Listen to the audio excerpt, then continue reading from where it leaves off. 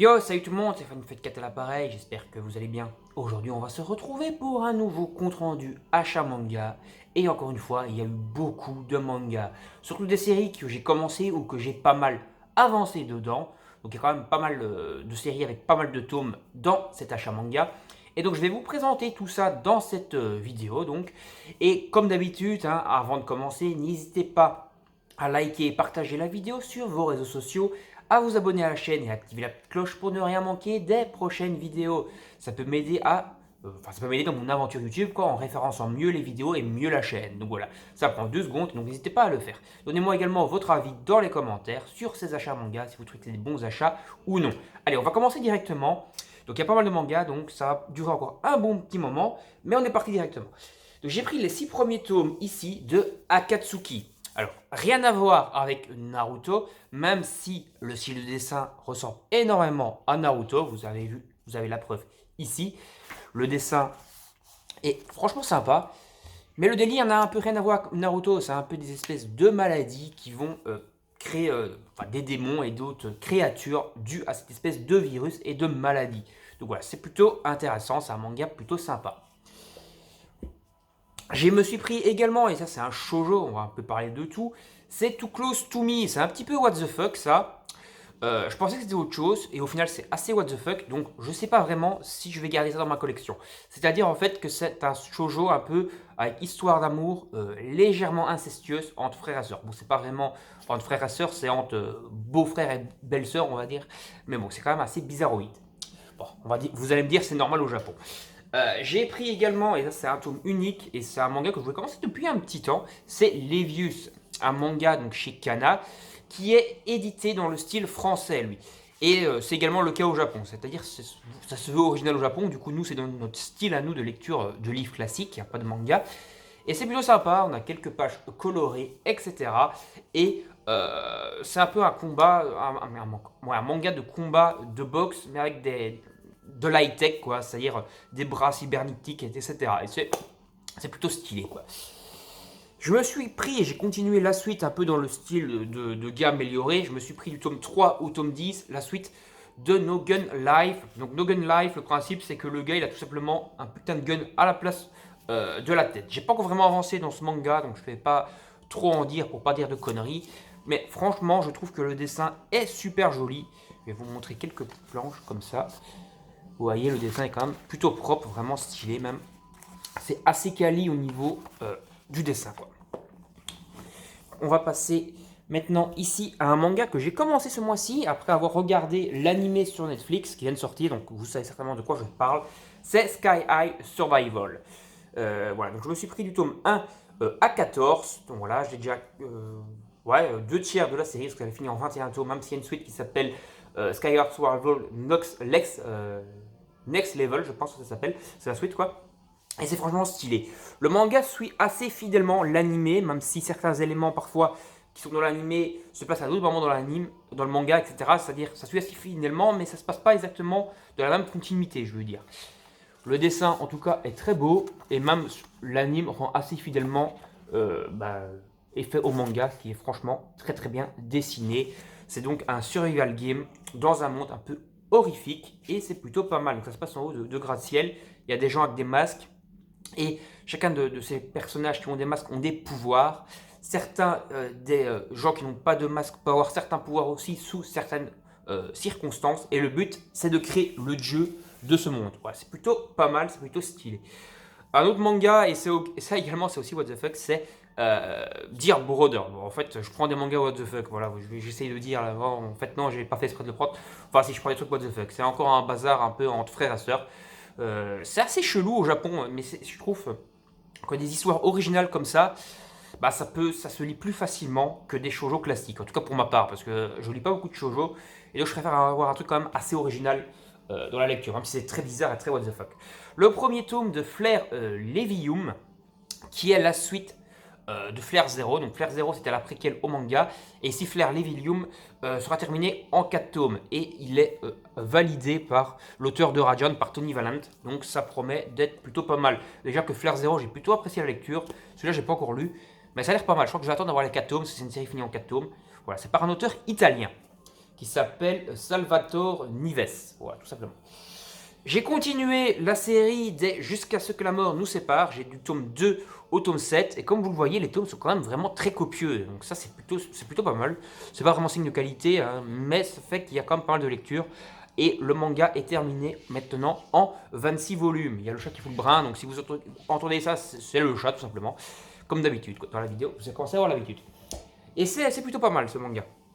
Ici, un manga que je suis bien content d'avoir trouvé, celui-là il est en occasion. C'est Flame of Recca. C'est un manga que je voulais depuis très longtemps. Malheureusement, il n'y avait pas les deux premiers, mais j'ai quand même pris du tome 3 au tome 15. Donc voilà, je suis bien content d'avoir ce manga. C'est un manga, un shonen que je voulais depuis vraiment pas mal d'années.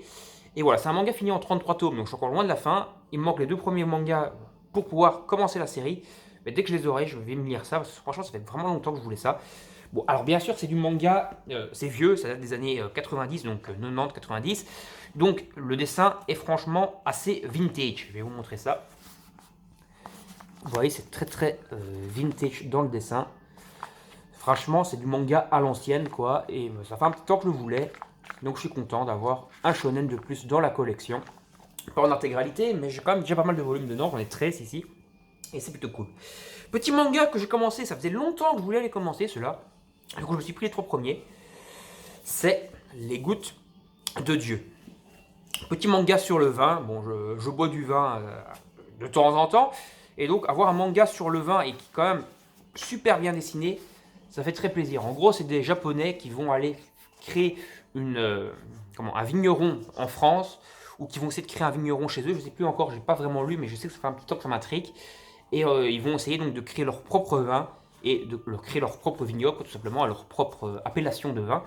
Et voilà, le dessin est franchement très stylé. Bon, après, c'est parfois un peu abusé à la japonaise, c'est-à-dire ils vont boire une gorgée de vin et ils vont partir dans des « Waouh, c'est dingue ce vin !»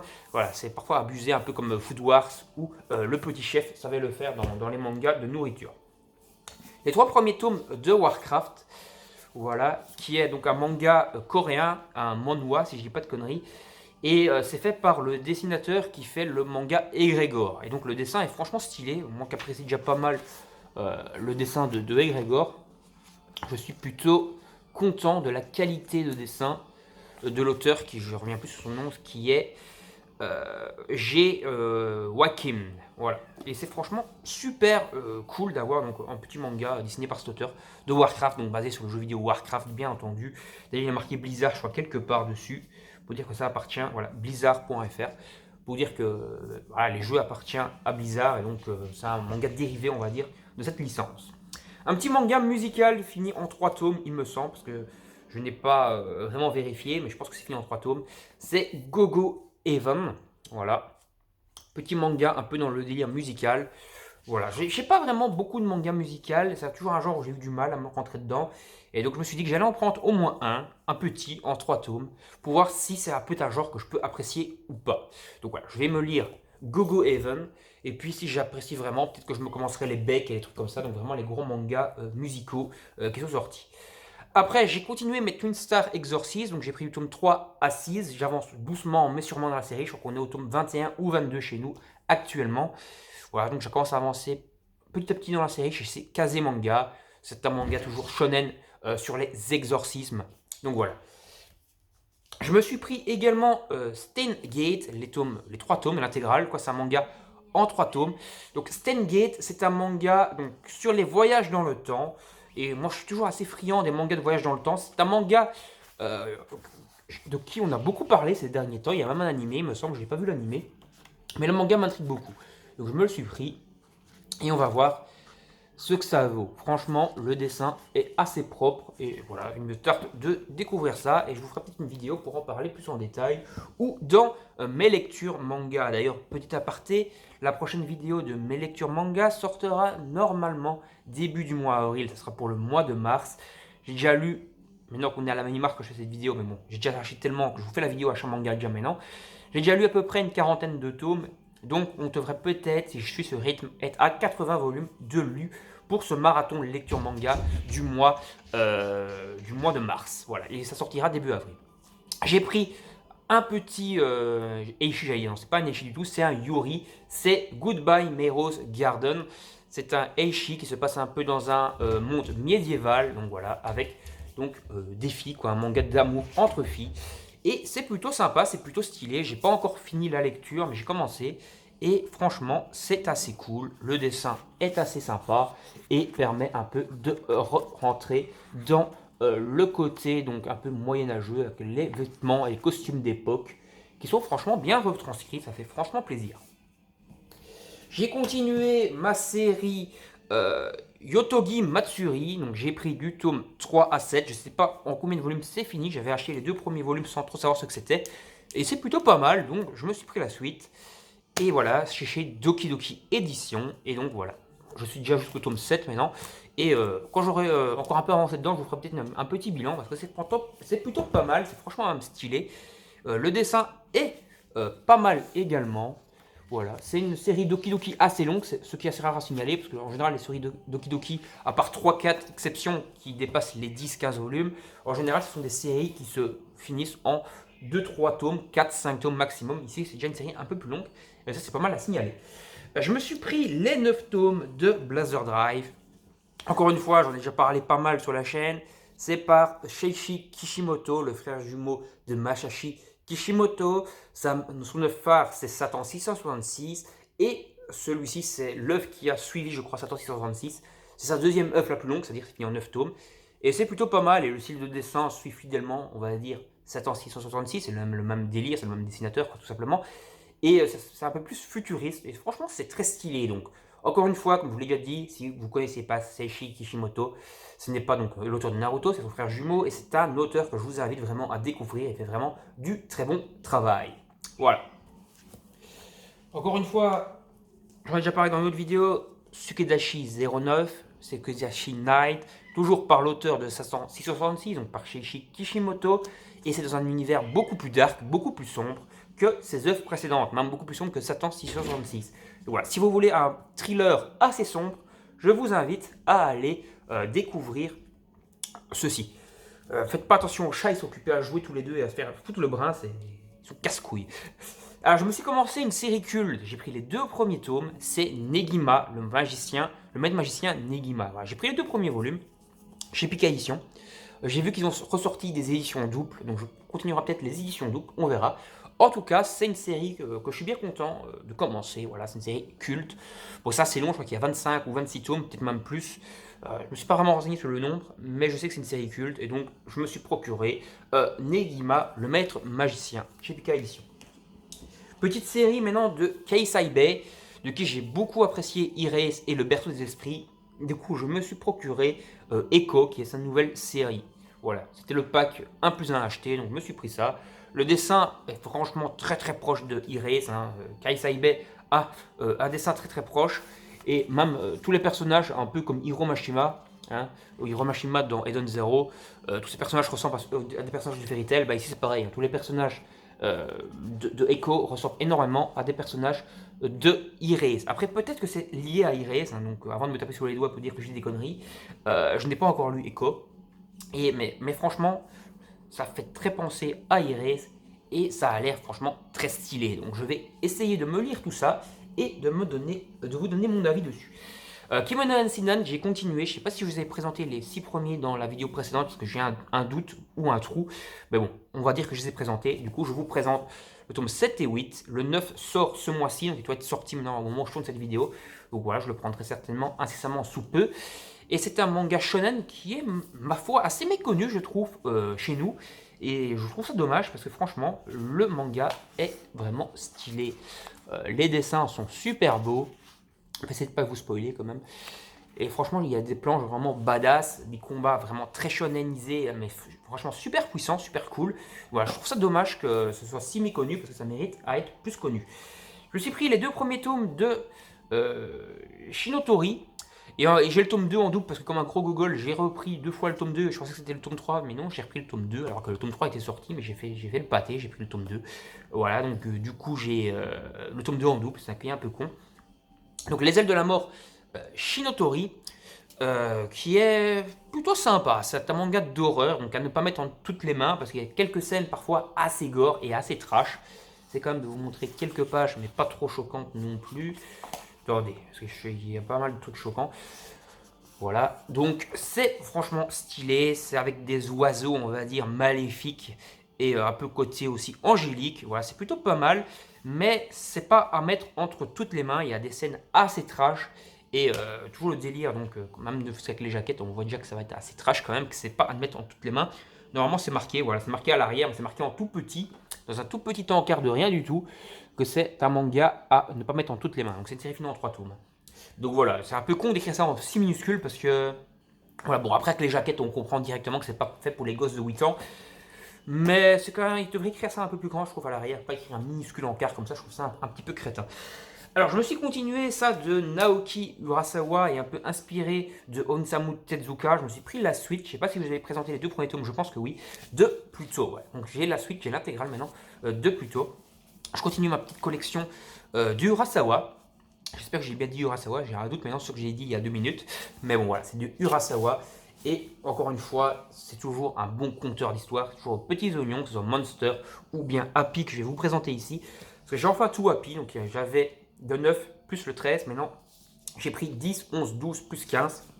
Donc maintenant, j'ai enfin l'intégralité de Happy de Naoki Urasawa. Donc, qui est un manga sur le tennis, mais pas seulement. C'est surtout une grosse évolution du personnage principal qui va devoir faire du tennis et d'autres péripéties pour venir en aide, en tout cas dans le premier tome, à son frère qui est endetté. Voilà, donc c'est un peu toute une évolution du personnage qui va passer un peu de l'enfance, on va dire, vers l'âge adulte à travers toutes ses œuvres. Et voilà, c'est toujours un super conteur d'histoire, un super conteur vraiment de récit initiatique. C'est un vrai récit initiatique là-dedans. Et c'est franchement stylé. Voilà. Si vous ne connaissez pas Naoki Urasawa, bon, je vous invite surtout à découvrir Monster parce que c'est vraiment son œuvre phare. Mais Happy est franchement stylé. Donc si vous avez l'occasion de vous les prendre, sautez dessus, c'est franchement une valeur sûre. Alors, au niveau intégral, je ne vais pas tout prendre d'un coup parce que je vais me casser la gueule. Enfin, tout va se casser la gueule. En fait, c'est pas vraiment une intégrale parce qu'il est 8 premiers, je vous l'ai déjà présenté. C'est des mangas surtout que ma copine lit. C'est les City Hunter. Donc ici, je vous montre déjà de 9 à 20 avant de vous foutre par terre comme un gros gogol. Et après, la suite est fin. Hop. Donc de 21 à 32, donc de cette perfecte édition de City Hunter. Donc Nicky Larson en français, hein, si on préfère se baser sur le dessin animé de l'époque. Donc voilà, l'intégrale. Donc on a enfin tout de City Hunter. C'est-à-dire les 32 volumes. C'est par Tatsuka Hojo. Donc Tatsuka Hojo qui a fait pas mal de mangas. Il a fait, je crois, Family Compost. Si j'ai pas de conneries, j'ai un petit doute là-dessus. Mais il a fait 4 size. En tout cas, il a fait franchement beaucoup d'œuvres. Et voilà, donc il ne fait qu'à City Hunter, il y a également les Angel Hearts que je vous ai normalement déjà présenté dans une vidéo précédente. Alors, au niveau des Dragon Ball, il y en a déjà 2-3 que vous avez vu dans mon bilan lecture, parce que je les avais lus début mars, mais au moment où je ferai la vidéo, j'ai préféré vous les montrer pour conclure l'arc. C'est les Dragon Ball Perfect, que j'ai fini également, donc de 21 à 34. Et donc voilà, l'intégrale de la Perfect édition de Dragon Ball. Et on en parlera plus en détail, bien sûr, dans le bilan lecture. Parce que tout ça, c'est déjà lu. Voilà. J'en parlerai un peu plus en détail des avantages de cette parfaite édition, etc. dans le bilan lecture. Alors, je me suis pris également l'édition colossale le tome 2 de l'Attaque des Titans. Je vous ai déjà présenté normalement le tome 1 dans une vidéo précédente. Et donc ici, c'est le tome 2 de cette édition colossale qui comprend le tome 4 à 6 de l'ancienne édition donc, de Pika, hein, tout simplement. Et franchement, c'est ouf stylé, quoi. Regardez-moi ça. C'est énorme. D'où le nom colossal, bien sûr. Même au niveau du poids, c'est assez gigantesque. Donc voilà, comme je vous l'ai déjà montré dans des vidéos, on voit plus ma tête derrière le truc. Ça pèse vraiment son poids. Ça doit bien peser, je sais pas, 3 kilos. Voilà, peut-être s'exagère, mais ça pèse plus d'un kilo en tout cas, ça c'est sûr. Et franchement, c'est stylé. Donc on approche de la fin. Je crois qu'il ne me reste plus que ça à vous montrer. Je vous montre ça. J'espère que j'ai rien oublié parce qu'il y a tellement de mangas autour de moi que j'ai peur de m'avoir oublié. La dernière fois, j'en avais déjà oublié parce que les Blazer Drive, il y avait déjà les 6 premiers que je devais vous présenter dans la vidéo précédente. Et je pense qu'il y avait encore un manga ou l'autre que j'aurais dû vous présenter dans la vidéo précédente et que je n'ai pas su vous présenter parce que tout simplement, il y avait tellement de brawl autour de moi que je les ai oubliés. Donc, je les ai présentés ici. Donc, voilà. Ops, Death Note, donc l'intégrale en Black Edition. Franchement, c'est super stylé ces éditions. Les tomes 4 de 3 à 4, je les ai laissés sous blister pour l'instant. J'ai relu les 2 premiers, mais j'ai remarqué que les traces de doigts, etc., restent assez facilement sur la couverture. Du coup, je pense que je vais peut-être les garder en bon état. parce que la Perfect, elle est vraiment super belle.